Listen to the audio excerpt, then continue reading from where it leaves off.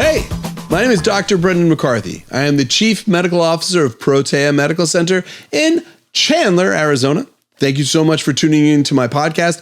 I really appreciate you coming in. If you wouldn't mind, 1 second, just go down there and hit subscribe and we can get started. Today, I wanted to talk about hormone replacement therapy, and I wanted to talk about how it's become in vogue and some of the pitfalls you guys are coming across when you see it. A lot of times I'll have people post questions online or shoot an email out to us, talking about their experiences in these clinics, or I will have patients self-refer to my clinic because of experiences they've had in these hormone replacement clinics that have been less than good. And upon, examination on my end, looking at it as a physician, less than ethical and less than right, in my opinion. So I wanted to share with you my take on hormone replacement therapy specific clinics and ones that specialize in things like, we're just a pellet only clinic or whatever. Let me get into that with you, because I think that's important. Hormone replacement therapy has been with us, in the literature since the 1940s. It's not new. And there was a lot of controversy around it during the times of its development in medical history. During the time of when oral contraceptives were first brought to market, they were using really severe and high doses of synthetic estrogen that led to pathology in women. They were using variations of medroxyprogesterone acetate at high doses that caused a lot of health risks. There's a lot of breast cancer cases that were associated with that, and ovarian cancer cases that were associated with that, and we know that. And there was a lot of trauma that occurred. Justin and I were discussing that earlier before this episode. And I know many of you have that family history with that. We also know that in, the 80s and 90s, testosterone became very popular among professional athletes. It was always in the background, sneaky people doing it, but it got really bad. Like Lance Armstrong was doing it. But athletes, professional ball players, baseball players, all these people were hammering steroids. And so testosterone, hormones like that got a bad name throughout that time. And then you started seeing bodybuilders who abused, massive levels of testosterone starting to die of heart pathology. In the past 20 years, you're seeing high rates of that. So, testosterone has a bad rap as well. It's not just birth control. And then if you remember, in the early 2000s, we had the Nurses Initiative study where they just showed, the Women's Health Initiative, where they showed synthetic progesterone was linked to developing breast cancer. And when they said that, they just thought all hormone replacement therapy for women causes breast cancer. So hormones and hormone replacement therapy has been battered as it's gone up through the decades to come to its use clinically. I didn't word that well at all. I had these feelings about this. They're very strong. Whenever you have something that has been marginalized in medicine and pushed off to the far fringes or not really well managed in medicine, there becomes alternative players start to step in and start to prescribe. And it's a business. It is. And it's not a good business.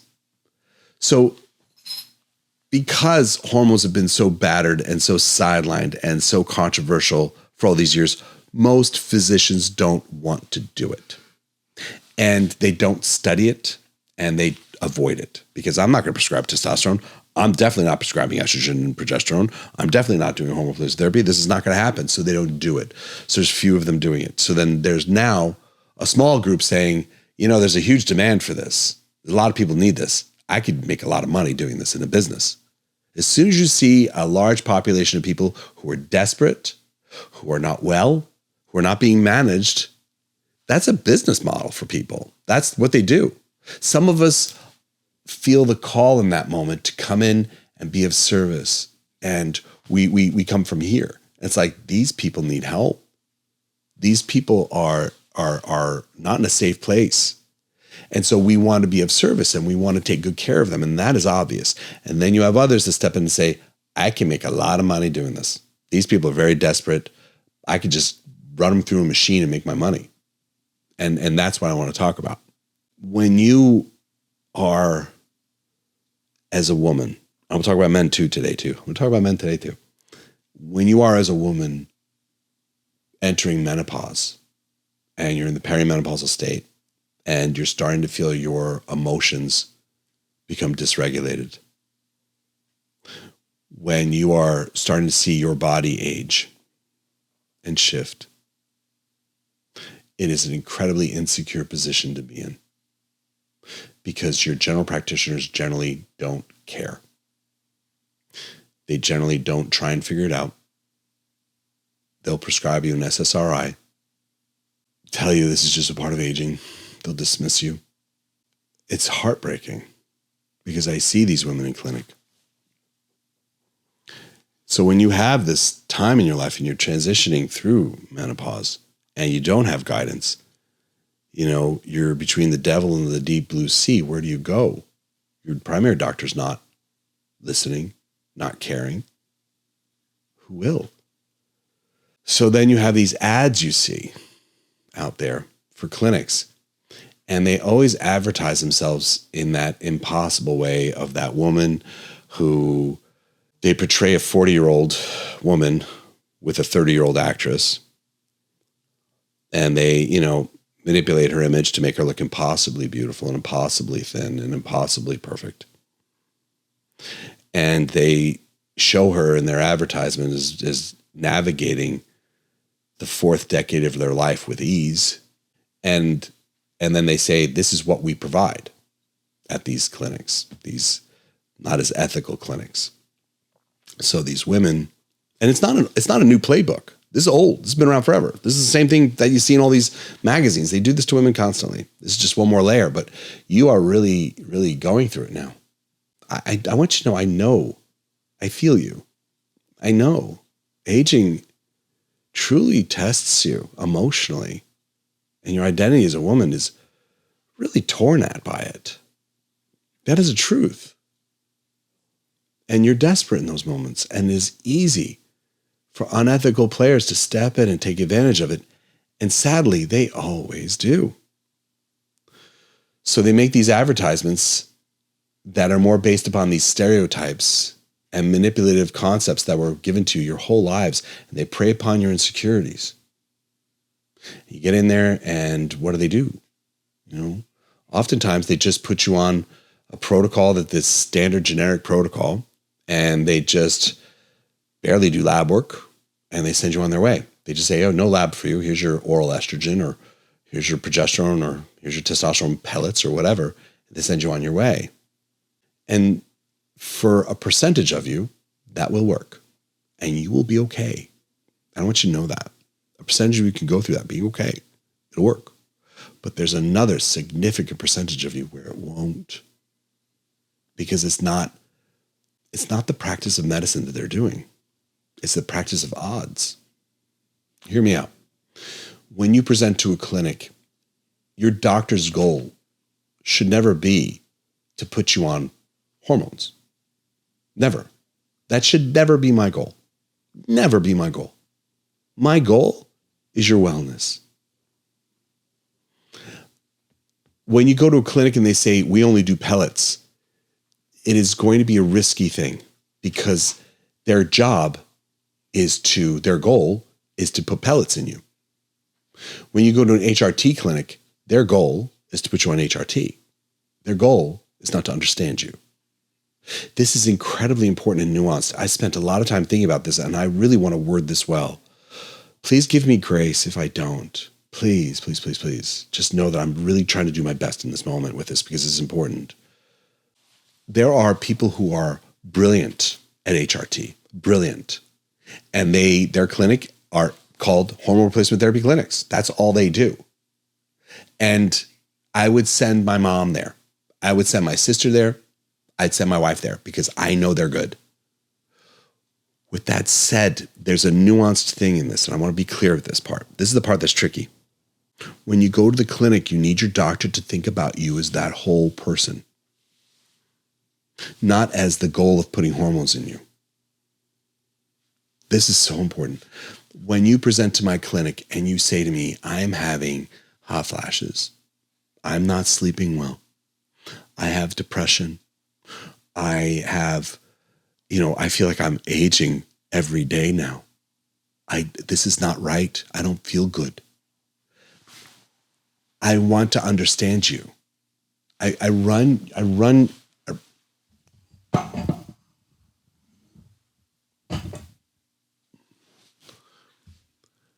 your labs. I sit down with you. I get to know the whole of you. Sometimes estrogen is a great idea, and I'll do it. And you and I will sit down and talk about the different ways I can get it in your body that's safe. And then you pick the way we do it. And then I do my best to look at everything around it to make sure it's done right. Sometimes progesterone, sometimes testosterone, whatever it is, I do that.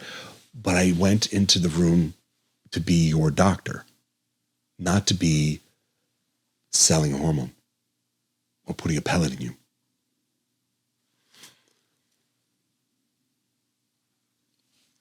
It's important because when I see you, I change everything based upon you as the individual woman in front of me. And I keep looking for what's wrong until we find it together. Sometimes some of you have depression and insomnia that doesn't come from hormones. And I, as a doctor, want to know what it is. Sometimes you'll have the genetic polymorphism of MTHFR. And when MTHFR, when you have that, that's a genetic disorder, you don't make serotonin like you're supposed to. Sometimes your blood sugar is not right. That'll create anxiety, biological anxiety. Sometimes you've become so accustomed to a very toxic life. And I say that gently as I can, but you know that sometimes we adapt to a toxic life and we just make it out to be normal because that's the only life we have. We don't see a way out. And our body's like, this is not how I want to live my life. When your doctor meets you with a preset goal, because that's all they do, a therapy, I don't always think it's a good thing. Again, there are times when it is. If you have a significant disorder, you want to see the specialist. You want to see the best. Still, the best, I would argue this, the best doctors in the world do the same thing. Even the most specialized. My son's nephrologist, Dr. Mark Joseph, brilliant man, very inspiring man, but brilliant physician. He never just looked at my son through the lens of just what he was treating. He saw my son as a whole person. He's very inspirational to me. This is, 20 plus years ago when I met him. And he sits with me to this day, how to care for people. Even when you are a specialist, you see the whole person in front of you. So when you're at this point in your life, and I'm just dancing with this mic, the sound might be weird today. I just wanted to lean into that because it's so important to me to word this right.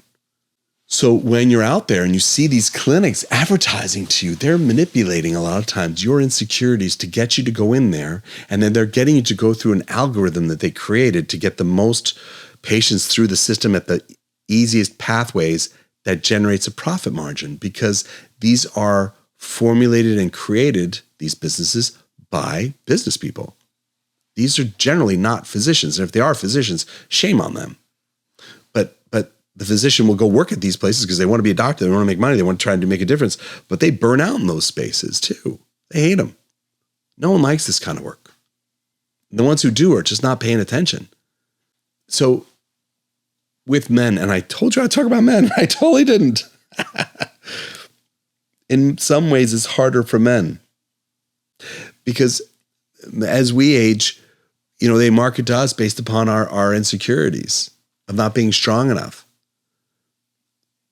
And how they advertise this to us, it goes back to like, outdated gender stereotypes of masculinity that are not healthy. This is not anti-aging. Think about this for a minute. This is not anti-aging. This is marketing to make a buck to sell a hormone. This is not figuring you out and helping you navigate aging in a healthy way. Not even a little bit. Doing that takes extra care and extra gray matter. Not saying, here's your progesterone, here's your testosterone, here's your estrogen. Thank you. Have a nice day. It's like looking at the whole woman or man in front of you. So these testosterone shops for guys, they always prey upon their insecurities as a man. So for men, and I want to read this, there's marketing material out there that's, and you probably have heard this, when did it be okay for men to become softer, lazier, or weaker? These guys, these marketing, these companies for men will also, text the promo code WIMP to the hotline to get a discount. That's out there on the market because they're preying upon that insecurity. Just look at Facebook or Instagram or whatever platform you're looking at. There's always these ads trying to grab onto your insecurities. Now, these platforms are getting better about preventing that. They're stepping in, they're taking chances, making changes on these platforms. But still, there is these risks of you being exposed to this stuff where they're going to manipulate you and try and get you on their hormones or on their therapies because they're going to prey upon your insecurity as a person, as an adult who's going through aging and don't know what to do. And your primary care doesn't really know, and they don't really want to get involved in it. And you're out there figuring out yourself, and it's predatory.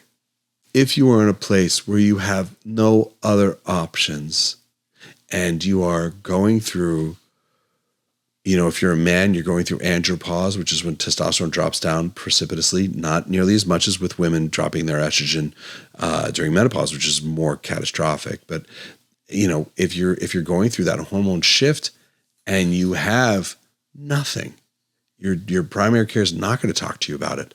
And you don't have an option like a clinic like mine. If you have to go to one of these shops, I would just say be cautious in these times. Make sure they run your labs. Too many doctors will prescribe estrogen to women without looking at the downstream metabolites and making sure it's safe. So much so that many women don't believe me when I say estrogen, even bioidentical, when not done safe, is dangerous. Bioidentical estrogen, when delivered to a human body, it can have risks on your health. Any physician knows this. Any physician who studied biochemistry, pharmacology, understands the pharmacokinetics and pharmacodynamics of estradiol intake, oral versus topical versus injectable. We had to learn that stuff. And so when you deliver it to a woman, you need to understand those downstream metabolites. Same thing as testosterone for men. And so when your physician wants to prescribe, or one of these clinics wants to prescribe you hormones, you want to make sure they're doing lab work. You want to make sure that they're caring for you. You want to make sure that the person who's prescribing for you, you see them with some regularity, that they're spending time with you. They're showing you interest in you, your health, in your wellness. They're talking to you as a whole human being. They're not just shuttling you through the door. If they're doing that, shuttling you through the door, and you feel like they're not paying attention to you, try and find a different one. Keep trying, because you do deserve that. Navigating through this time is difficult. And I hope this didn't make it more difficult for you. I hope this helps. Please like, share, and subscribe.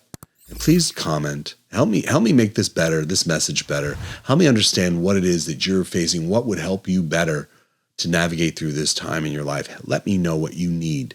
And I will do my best to provide it, because your comments really do drive us. They really help us know how we could be more helpful. Justin and I do read these comments. They do matter to us. So thank you again for tuning in, and I'll see you the next episode.